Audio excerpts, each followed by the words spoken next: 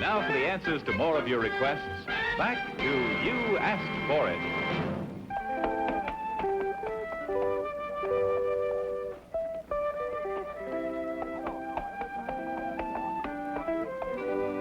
Men and animals on the move in the quiet of the night. Why are they up and about while the rest of the world sleeps? What's their purpose? Where are they going? They look like a modern sheriff's posse preparing to chase a desperate man through rough country. But they're not. This has been going on for hours now. Hundreds of horses have been loaded. In the past few hours, dozens of trucks have come and gone. As the blackness of night surrenders to the gray of a new day, the huge vans move out to make way for still more trucks waiting to be loaded.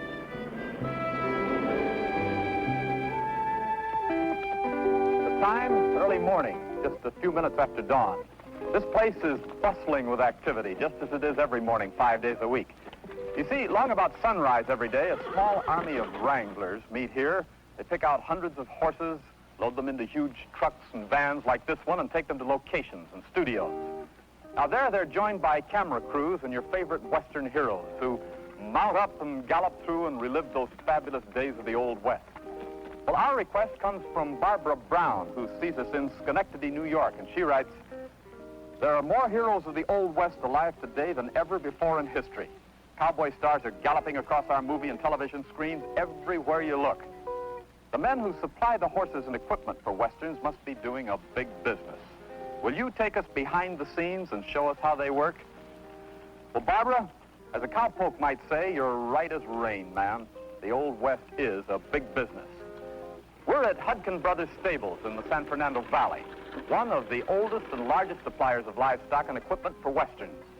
Now, their horses have probably carried Errol Flynn to victory in battle, helped Randolph Scott and Alan Ladd open the frontier, and recently you've probably seen them carrying your favorite television cowboy to safety, too.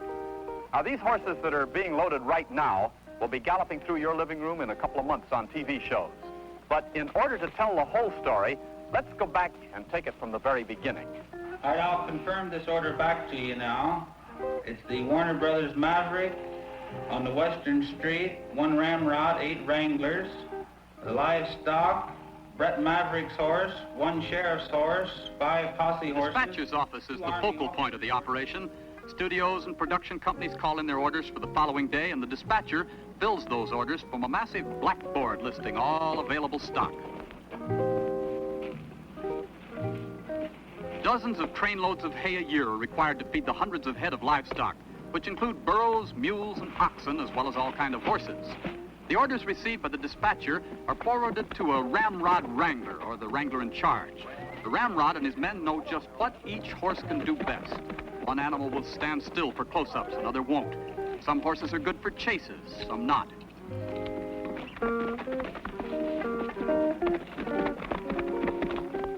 Remember the Nebraska Wildcat fight fans? Well, here he is, Ace Hudkins.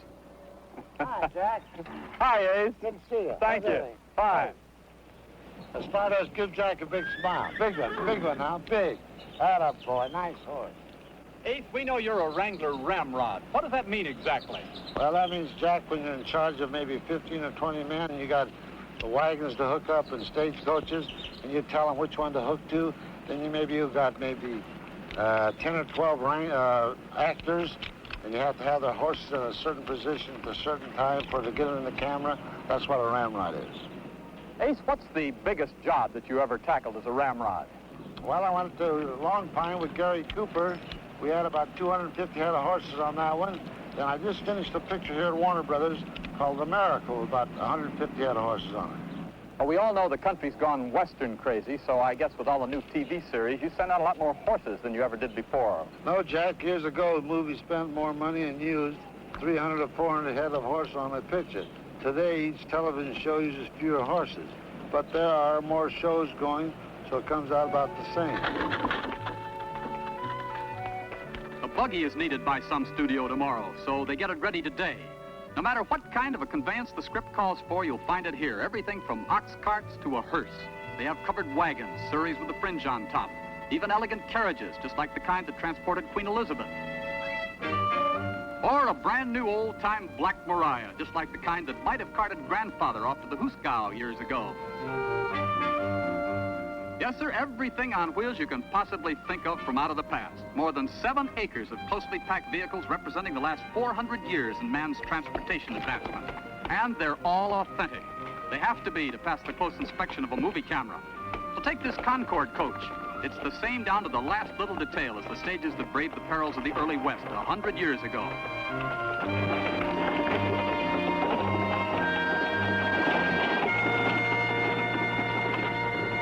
Here's the man who keeps them all running, Lawrence Carr. His talent is a rare one in our modern age. He can build or repair any ancient wagon, coach, or cart that ever existed. The Hudkins brothers told me in all the years Lawrence has been doing this work for them, they haven't bought a single bolt or nut. He makes most of the parts right here in his shop. Let's talk to him. Lawrence, All right, sir. how are you? All right. You operate one of the most unusual shops in existence. How'd you get started repairing stagecoaches and wagons? Well, my dad was a stagecoach builder when I grew up, and I've been at it all my life. I notice you have a lot of tools around here. Do you use regular mechanics tools to repair? No, you can't use regular mechanic tools in a blacksmith shop. You got to use real blacksmith tools. How much is a stagecoach worth today? A stagecoach is worth today from $5,000 to $6,000. How much was it worth when it was new? Or anywhere from $800 to $1,200. Wow, almost 6 times as much possibly That's today. right. Well, obviously you can't buy parts, I know that. So what do you do when you say, well, let's say you need a wheel? Well, we have to build it. We have to make it. Lawrence, what's the toughest assignment ever handed you? The most toughest assignment since I've been here is building a stagecoach. You mean you built it just from scratch? That's right. That's the one coming in over there.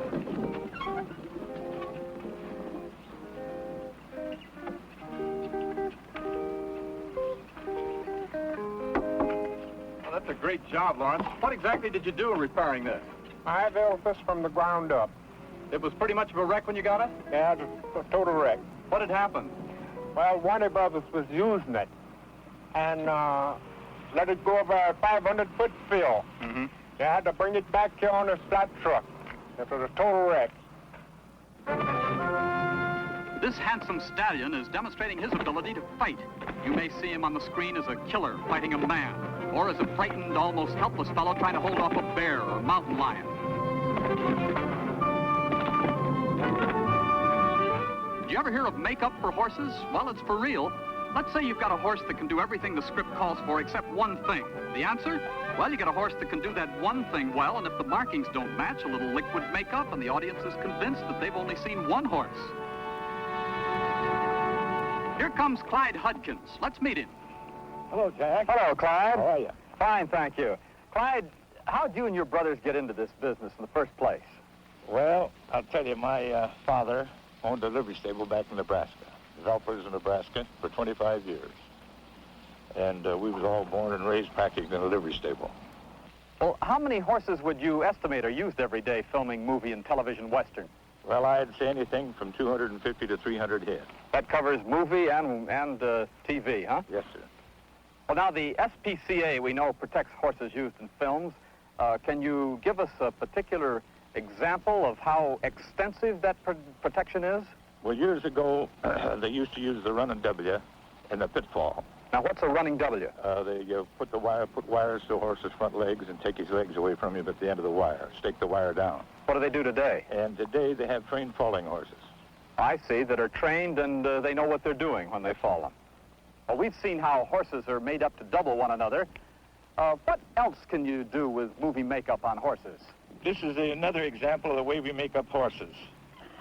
Now we take and trim the brand on them like this. Well, Clyde, let's see if I've got this right. Instead of using a hot branding iron, you use those scissors to cut out the brand. And there's no harm done to them, no way, shape, or form.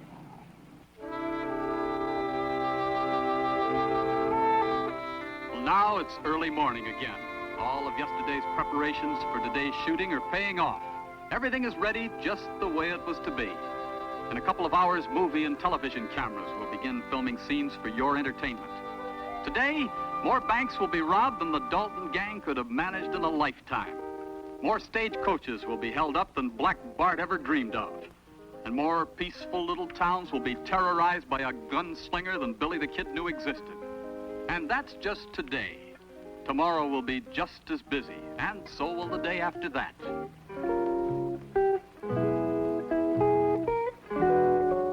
The whole country has gone Western crazy. Practically every hero of long ago is being immortalized on film. Today, the cowboy is king.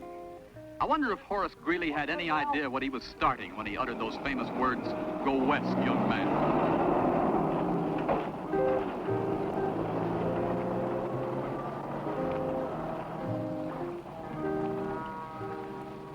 Well, 100 years ago, the Old West was a reality. Today, it's alive only in a world of make-believe, a world of cameras, actors, scripts, makeup, and wardrobe. And yet today, the Old West is big business, multi-million-dollar-a-year business.